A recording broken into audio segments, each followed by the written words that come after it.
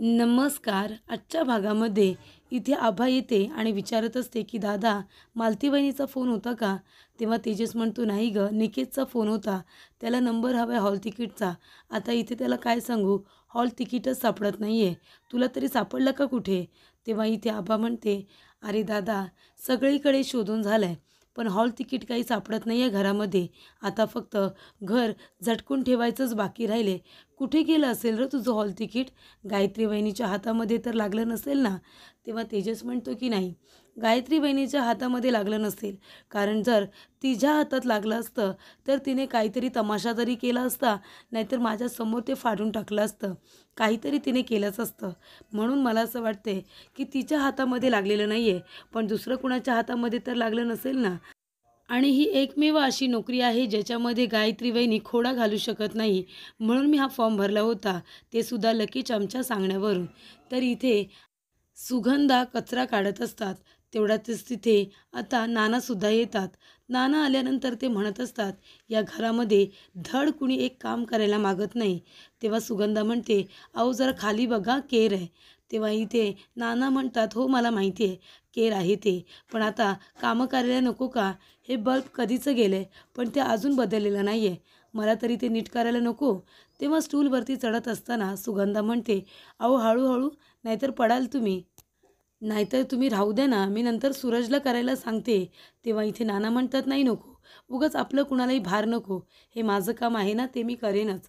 तेव्हा इथे तू एक जरा मला कागदाचा तुकडा दे, असं नाना म्हणतात. तेव्हा इथे कागदाचा तुकडा दिला जातो. ते असतं तेजसचं हॉल तिकीट. ते बघितल्यानंतर नाना खूपच जास्त इमोशनल होतात आणि म्हणतात की हे काय, तेजस सरकारी नोकरीसाठी फॉर्म भरतोय, परीक्षा देतोय. तेव्हा इथे आता तेजस खूप टेन्शनमध्ये असतो, कारण हॉल तिकीटच भेटत नसतं. तेव्हा आभा म्हणते, दादा नको काळजी करू. अरे तुझं हॉल तिकीट आहे ना, असेल कुठेतरी, आपल्याला नक्की सापडेल. पण तू मानसी वहिनीला फोन केलास का? तेव्हा तेजस म्हणतो, हो केला होता. त्यांचा आजचा नोकरीचा पहिला दिवस आहे.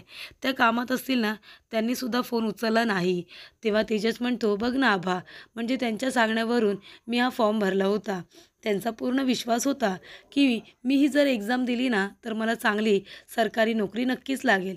पण काय झालं शेवटीला, माझ्या नशिबामध्ये चांगलं सुख लिहिलेलंच नाही आहे का गं? म्हणजे त्यांनी मला सांगितलं 2 दिवस राहिलेत, तुम्ही फॉर्म भरा. त्यांनी माझ्यावरती विश्वास ठेवला. 2 दिवसामध्ये मी संपूर्ण अभ्यास रिकवर करेन, असं त्यांना वाटलं आणि म्हणून तो फॉर्म त्यांनी भरला होता. आणि बघ ना, मला साधं हॉल तिकीटसुद्धा व्यवस्थित जपून ठेवता आलं नाही. नशिबामध्येच नाही आहे ना गं. नशिबामध्ये जर भीक मागणं असेल तर त्या तरी काय करणार? आणि तसंही त्यांनी माझ्याबरोबर लग्न उगाच केलं. मी त्यांना म्हणालो की मला सोडून जा म्हणून, तरीसुद्धा त्यांना माझ्याबरोबर लग्न करावंसं वाटलं आणि माझ्यासाठी एवढं सगळं सहन करतायत. कशासाठी? मला असं वाटतं ना आभा, की माझ्या नशिबामध्ये चांगलं असं काही नाहीच आहे. म्हणजे मला ती हॉटेलची नोकरीच करायला लागेल वाटतं.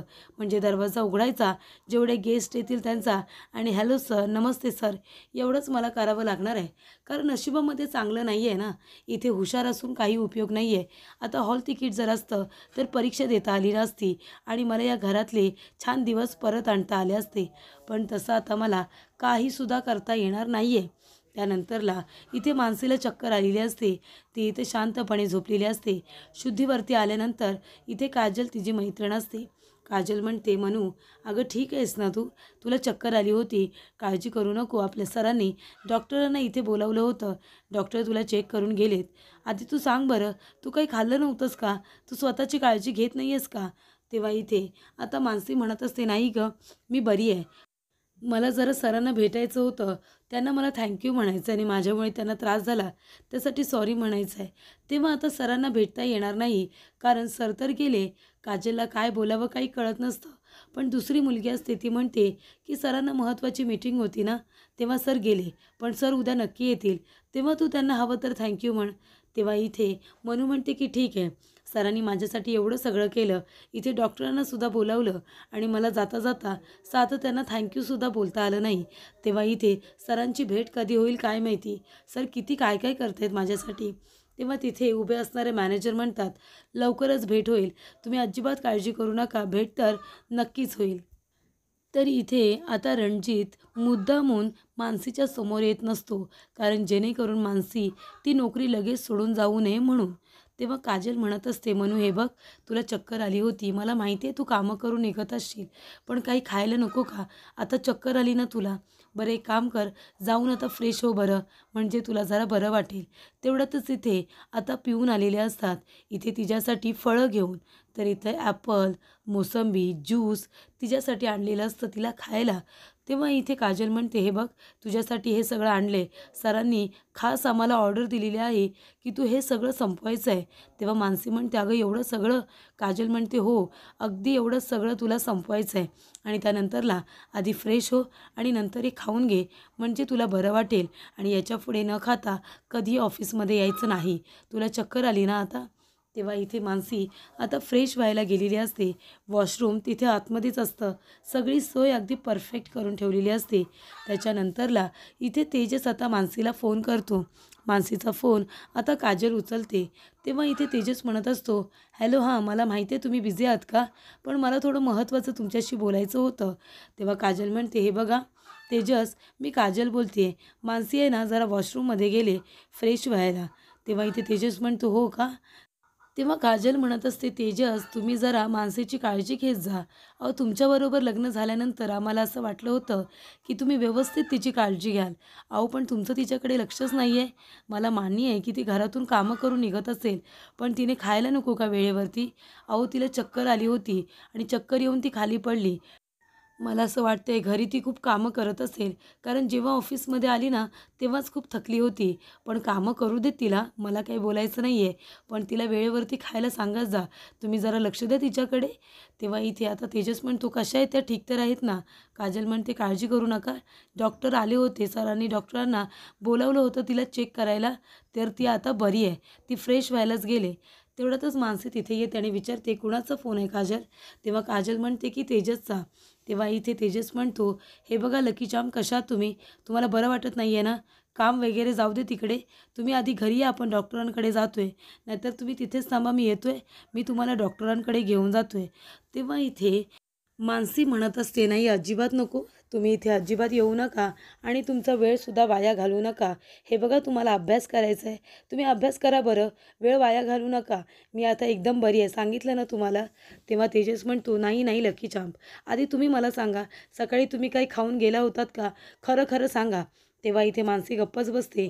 तेजस म्हणतो, नाही ना, तुम्ही जर स्वतःची अशी काळजीच घेतली नाही आणि जर तुम्ही नुसतं कामं करत राहिलात तर तुम्हाला चक्कर येणारच ना.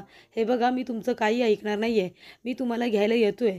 तेव्हा मानसी म्हणत असते, हे बघा अजिबात असं करू नका, मी सांगते ना, अभ्यासाकडे लक्ष द्या बरं, तुमची परीक्षा आहे, त्याच्यामुळे अभ्यासाकडे लक्ष द्या, मी एकदम बरी आहे, तुम्ही इथे येऊ नका मला घ्यायला. त्यानंतरला तेजस म्हणतो की अजिबात नाही, मी आता त्यांना घ्यायला जाणार आहे. तेव्हा आभा म्हणते, पण दादा तू असं का करतोयस? अरे मानसी वहिनीने सांगितलं आहे ना आता ती बरी आहे म्हणून, मग तू तुझ्या अभ्यासाकडे लक्ष दे ना. हे बघ, तिला हे नाही आवडणार की तू तिला आणायला जातोयस, तिने सांगितलं आहे ना ती बरी आहे म्हणून, मग कशाला उगाच आता तिथे जाऊन तिचा अजून तू वेळ वाया घालवतोयस. हे बघ, तू नको जाऊस तिथे. त्यानंतरला इथे आता नानांना तेजसचं हॉल तिकीट सापडलेलं असतं. ते आपल्या रूममध्ये घेऊन येतात आणि खूप खुश झालेले असतात, आनंदी झालेले असतात. नाना म्हणत असतात की तेजस सरकारी नोकरीची परीक्षा देतोय, म्हणजे त्याने फॉर्म भरलेला दिसतोय, म्हणून तर हॉल तिकीट आलंय ना. मग हॉल तिकीट त्याला जपून ठेवायला काय झालं होतं? हॉल तिकीट जपून नाही ठेवले म्हणजे निर्णय बदललाय वाटतं, म्हणजे त्याला परीक्षा नाही द्यायची आहे. तेव्हा इथे नाना म्हणत असतात, तेजस, अरे बाळा, असं का करतोयस तू? तेव्हा नानांना आठवतं इथे जेव्हा गायत्री म्हणालेली असते की प्रॉपर्टीच्या पेपरवरती सही कर, तेव्हा तेजसने साफ नकार दिलेला असतो.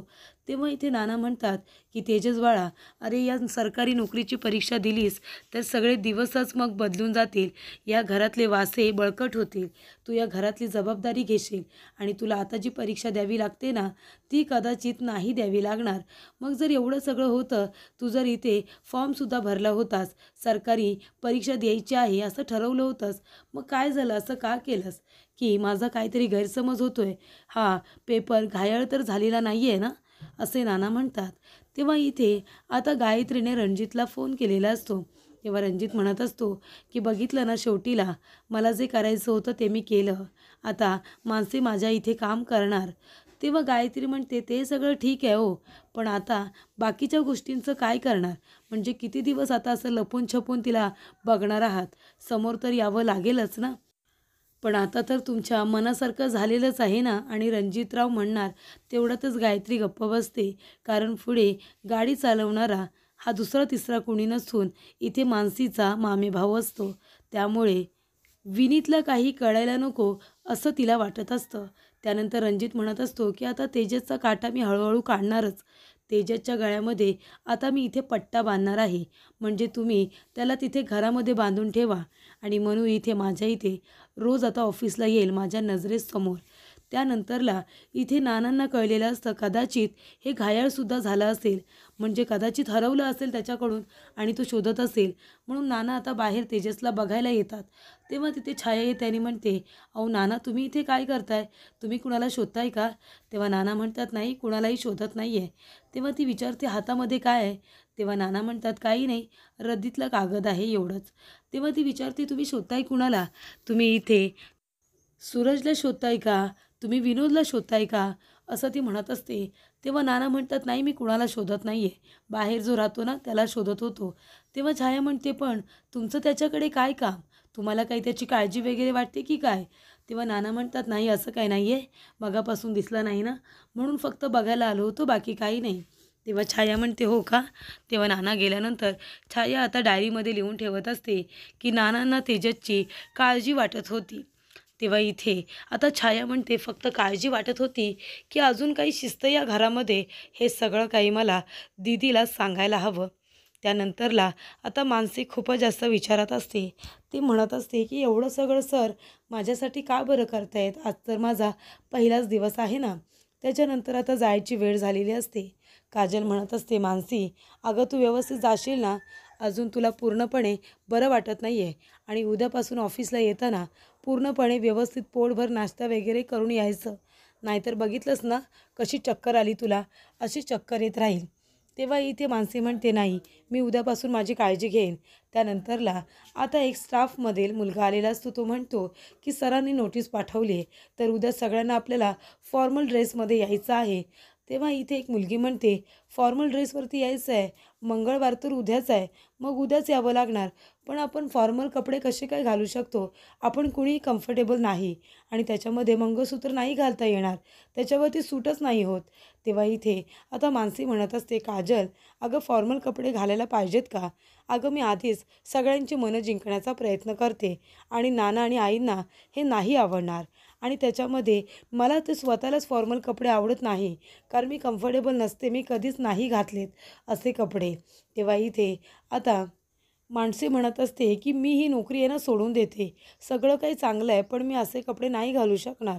तेव्हा काजलला आठवतं, रणजितने तिला धमकी दिलेली असते, जर इथे माणसाने काम केलं तरच तुझी नोकरी शाबूत राहील. तेव्हा इथे काजल म्हणते, मनू, काही झालं ना तरीसुद्धा नोकरी सोडायची नाही हां. तेव्हा इथे 3 महिन्याचं तू कॉन्ट्रॅक्ट साईन केलं आहेस ना, असं काजल तिला आठवण करून देते. तर इथे रणजितने गाडी पाठवलेली असते मानसीसाठी. तेव्हा इथे ड्रायव्हर काका म्हणतात की मॅडम, तुम्हाला बरं नाही आहे ना, चक्कर आली होती, सरांनी तुमच्यासाठी गाडी पाठवली, तुम्ही प्लीज गाडीमध्ये बसा.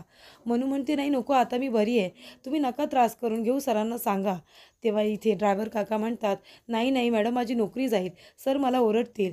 तेव्हा काजल म्हणते, जा ना गं, एवढी गाडी आली तर जा. त्याच्यानंतरला तेजस आता मानसीला घ्यायला आलेला असतो, पण मानसीचा फोन स्विच ऑफ झाल्यामुळे तिला आता सांगता येत नसतं की तो चायवाल्याच्या टपरीच्या इथे थांबलेला आहे. तर पुढील भागामध्ये आपण बघूया, रणजितने इथे गायत्रीला फोन केलेला असतो. गायत्री म्हणत असते, पण रणजितराव, अहो आता किती दिवस तुम्ही असे मागून मागून वार करणार आहात, बरोबर की नाही? असं पडद्याच्या आडून आडून काळजी घेणार आहात मानसीची. कधी ना कधीतरी समोर यायलाच हवं ना, आमना-सामना तर व्हायलाच हवा. तेव्हा इथे रणजित म्हणत असतो की लवकरच आमना-सामना होणार आहे आणि मुहूर्तसुद्धा काढला आहे. पण जेव्हा माझ्यासमोर मानसी येईल ना, तेव्हा ती मला जशी हवी आहे तशीच यायला पाहिजे आणि म्हणूनच मी हा वेळ घेतलेला आहे. तेव्हा इथे आता रणजितने मुद्दामून फॉर्मल कपडे आणि त्याच्यावरती तो मंगळसूत्र नको आहे म्हणून त्याने हा रचलेला डाव असतो. तेव्हा रणजित म्हणत असतो की ते मंगळसूत्र आता मानसीने नाही घातलं पाहिजे आणि त्यासाठी तुम्हालासुद्धा काहीतरी प्रयत्न करावे लागतील. तेव्हा इथे गायत्री म्हणते की मानसी, हा ड्रेस तर छान आहे गं, म्हणजे फॉर्मल कपडे, आणि त्याच्यावरती हे मंगळसूत्र सूट नाही होणार. मग काय करशील तू? हे मंगळसूत्र काढशील का की नाही काढणार? काढशील ना हे मंगळसूत्र, असं गायत्री म्हणते. तेव्हा मानसी तिच्याकडे बघत राहते, कारण तिला ते मंगळसूत्र काढण्याची अजिबातच इच्छा नसते.